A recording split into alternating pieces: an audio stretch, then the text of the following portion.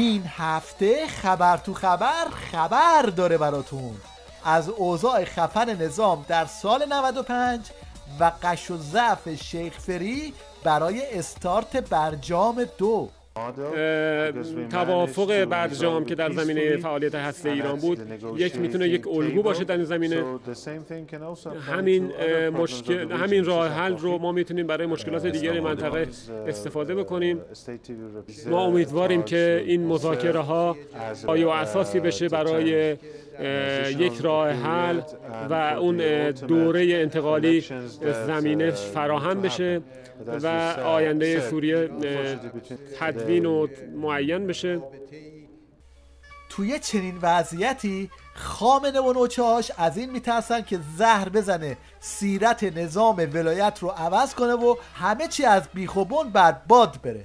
اینی که بعضیا بیان بگن آقا فردای دنیا فردای مذاکره است، فردای موشک نیست.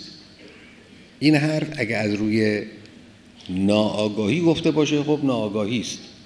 از روی آگاهی اگر گفته شده باشه خیانته. نفوذ همیشه نفوذ آشکار مستقیم نیست. همین است که افکار مسئولین رو عوض کنیم، در تصمیم گیری هاشون به اینجا برسن که ما نمیتونیم از این چارچوب‌های اسلامی راه مشکل رو پیدا کنیم. خب این تأثیر نفوذه.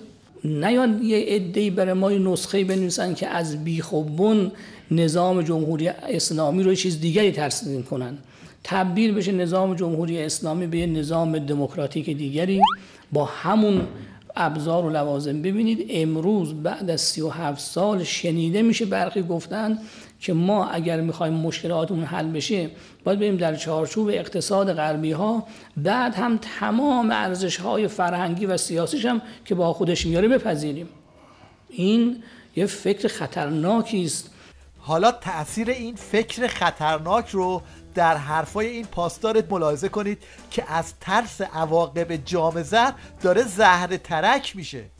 مسئولین رو از تهاجم نظامی میترسونن، از تحریم میترسونن. این ترس بزرگترین تهدیده برای ما. توصیه‌مون به مسئولین محترم اینه که نترسید، نگران نباشید. اگر قرار اتفاق بیفته تهاجم نظامی باشه، اولین کسایی که باید جواب بدن ماها هستیم. ما نگرانیمون از درون کشوره، از داخل، از آقازاده هاست، از برادرزاده ها و خواهرزاده هاست، از کسانیه که روی تصمیم گیران و تصمیم سازان اثر میگذارن. منظور این جماعت دلواپس اینه که کوسه و شیخ فری دارن فرمون غلط میدن و میخوان ماشین نظام بندازن تو چاله.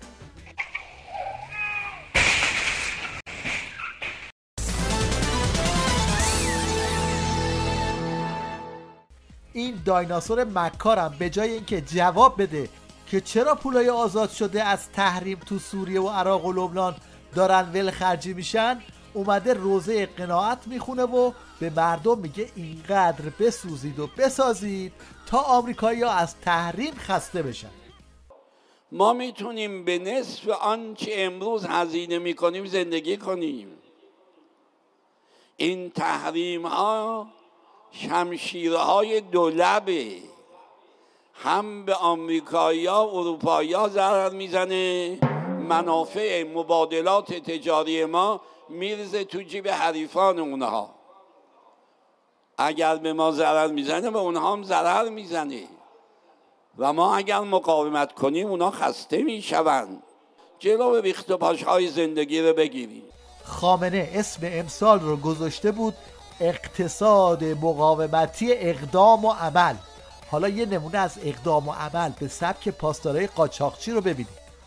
ولی اگر شما میخواید در 10 سال آینده صنعت خودروسازی ما از کره جنوبی سبقت بگیره، 2 تا کار باید بکنن. 1، واردات خودرو رو جلوشو بگیرن. 2، مسئولین بخش خودرو از بالاترین مقام تا پایینترین مقام پاسپورتاشونو بگیرن، مجوز خروج از کشور بهشون ندن. احتمالاً اگر پاسپورت‌های مسئولین خودروسازی رو بگیرن، یه چنین تراکتورایی توی نظام تولید میشن.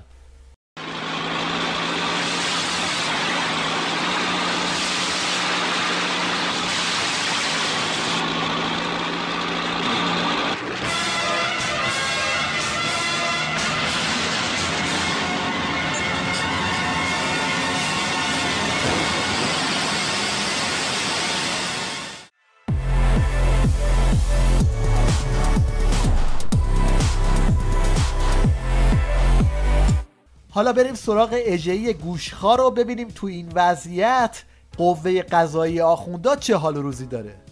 گفته میشه مثل سایر قوا به قوه قضاییه نمیشه انتقاد کرد. شما قبول دارید؟ پس این همه فوش که دارن میدن، یک انتقاد جای خودش، همه فوش که میدن، پس چی اینا؟ این همه نقد که چه عرض بکنم بد و بیرام میگن از بعضی از مسئولین گرفته تا غیره که هر روز دارن یک نوعی از آنها هم نقد میکنن. در واقع داره میگه توی زد و خورد جناحی قوه قضاییه مثل توپ داره مشت و لگد میخوره.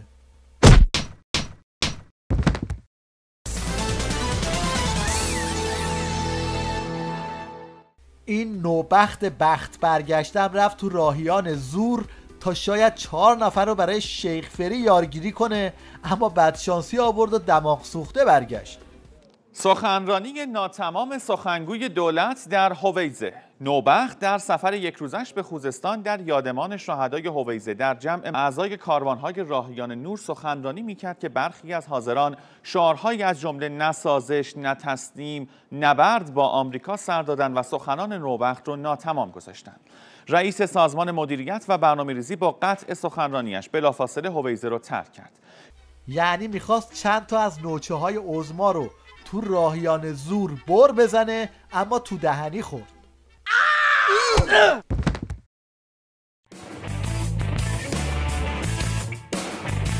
حالا بشنوید از موسیقی در زیر عبای ولایت با کلی اهن و طلب ارکستر سمفونیک رو انداختن، اما هنوز 1 سال نشده تقش در اومد.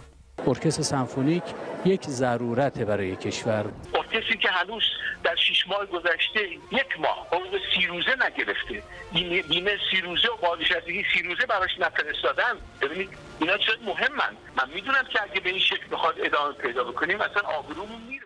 تمام نوازندگان ارکستر بیمه این رو دارن که ارکستر باز بره به سمت تعطیلی. و روند الان به قدری استهلاکی شده حتی اهالی رسانه هم از ادامه این بازی واقعا خسته شدن. نشون داده شد که ما توانایی اداره 70 تا نوازنده رو نداریم.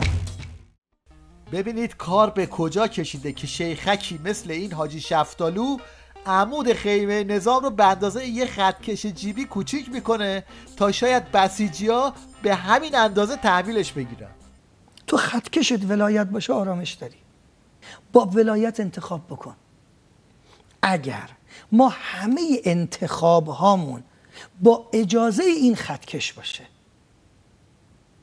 آخر عمرمون اینا یک امضا میکنه. لذا میگیم یک قدم مونم بدون خطکش ور نداری. یه چشم به هم زدن. یه چشم به هم زدن، خطکش رو نبینی، همون یک قدم شاید افتادی تو پرتگاه. چون ما لب پرتگاهی، ما شریعتی. برای عمل کردن به حرف خطکش که سال رو اقتصاد مقاومتی نامگذاری کرده بود، یه بسیجی این ویدیو رو منتشر کرد تا نشون بده چطور میشه به شیوه اقتصادی، اونم تو جبهه، جورابا رو از پا در آورد.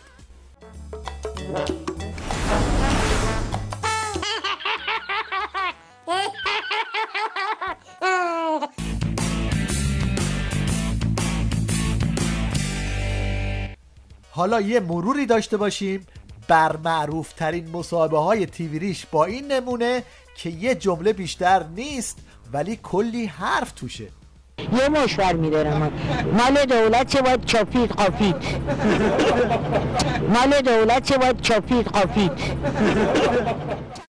اینم یه سوتی پارتی رگباری از گزارشگرای تیوی ریش. پاش خانم توضیح میدی در مورد این شیرینیا؟ نه. مقداری چه؟ در کشور 100 واحد تولید بوقلمون در کشور وجود داره که در این واحدها اینم موفق ترین ارتباط زنده تیوی ریش بین مجری و گزارشگره توی صحنه.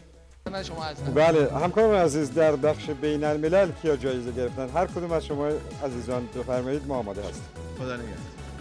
خداحافظی نکردم خدمتتون. در بخش بین الملل بفرمایید.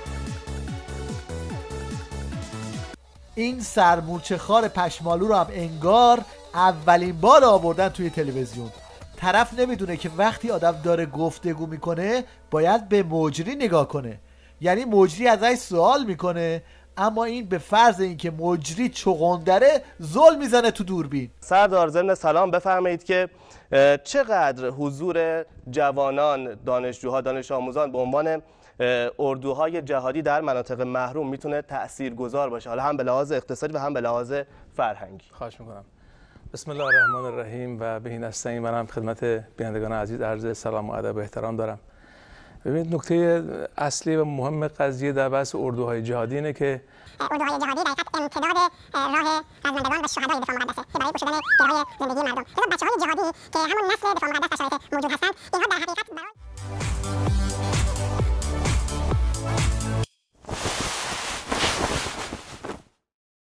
در پایان توجه شما رو به یک کنسرت با کمترین امکانات جلب میکنیم که تونسته خیلی از توریستا رو جذب خودش کنه.